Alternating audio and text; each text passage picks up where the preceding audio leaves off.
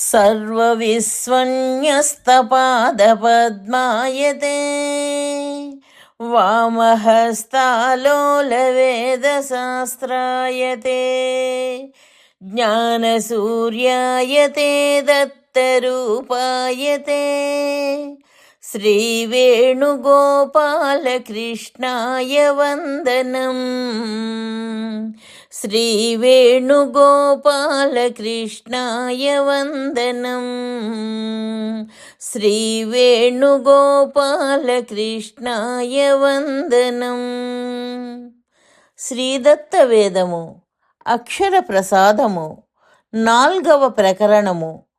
ముక్తి మార్గమేది? జ్ఞానమా, కర్మయా, యోగమా, భక్తియా? సమాధానము: జ్ఞానము వలన ఉద్భవించి యోగము చేత శక్తివంతమైన కర్మ మార్గము వలన పురుష ప్రయత్నము సమగ్రమగును. అట్టి పురుష ప్రయత్నమున అహంకార రాహిత్యమేర్పడి నన్ను ప్రపత్తి చేసినప్పుడు ఆ జీవునకు నేను భక్తి నొసగుదును. ఆ భక్తి పరాభావము నొందినప్పుడు నన్ను చేరును. నా ప్రాప్తి అనంతరము నేను కైవల్యమునిత్తును.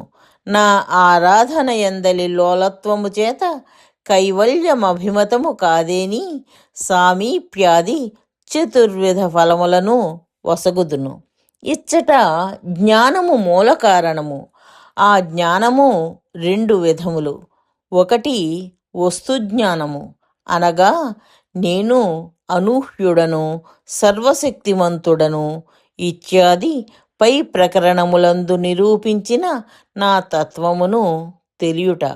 రెండవది ఉపాయ జ్ఞానము, అనగా ఈ 4వ ప్రకరణ జ్ఞానము. ఈ రెండును తెలియగనే సాధకునిలో నా ప్రాప్తికై తీవ్ర ప్రయత్న రూపమైన ఉపాసనారూపమగు కర్మ సంభవించును. కర్మ త్రికరణముల క్రియలతో నుండును. ఈ త్రికరణముల క్రియలను సంసార విషయ వాసనలతో దుర్వినియోగం కాకుండా క్రియాశక్తిని పెంచుకొనుటయే యోగము. ఇట్టి యోగముతో కర్మ శక్తివంతమగును. దీనితో పురుష ప్రయత్నము పూర్తియగును. ఇట్టి క్రియలో అహంకారము ఉండరాదు, శరణాగతి ఉండవలెను. అనగా నా ప్రయత్నము పూర్తిగా చేసి తిని కదా, ఫలమేలరాదని తలచరాదు. కేవలము యాచక భావముతో ప్రపత్తి నొనరింపవలయును. ఇట్టి దానికి సంతసించి పరమాత్మ భక్తి నొసగును. భక్తి అనగా ప్రేమ. ఈ భక్తి పరాభావము నొందుటయనగా ఏ కోరికయు లేకుండుటయే. ఇట్టి భక్తితో కూడినట్టిదియు, యోగముచే శక్తివంతమైనట్టిదియు, జ్ఞానము నుండి వచ్చినట్టిదియును అగు ఆరాధనారూప కర్మయే నిష్కామ కర్మ అనబడును.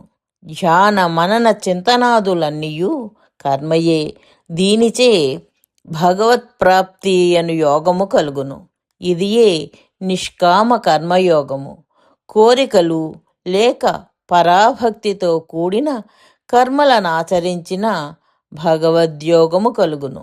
కాన వేద పూర్వభాగమున చెప్పబడిన కర్మలన్నీయు కోరికలను త్యజించినచో మార్గమే కాన వేదమంతయు భగవత్ప్రాప్తి మార్గమే.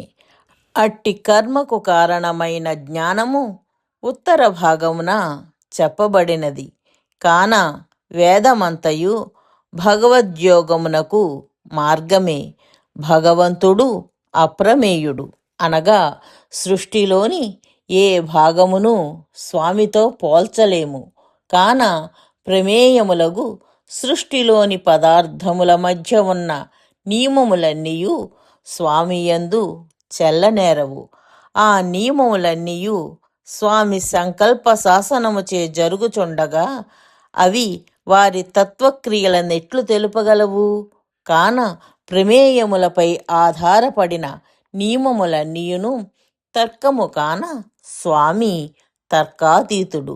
ఇట్టి తర్కముపై ఆధారపడి వ్యాప్తి అను దానిని ఆధారంగా చేసుకుని కొందరు జగత్తు నామరూపాలు అసత్యాలు కాన భగవన్నామరూపాలు అసత్యాలేననియు, మరికొందరు భగవన్నామరూపాలు సత్యాలు కాన జగత్తు సత్యమేననియు, కొందరు జీవుడు పరమాత్మ కన్నా వేరు కాన ఎప్పటికినీ పరమాత్మ కాలేడనియు, మరికొందరు జీవుడు పరమాత్మయగును కాన ముక్తికి ముందును జీవుడు పరమాత్మయేననియు పలుకుచుందురు.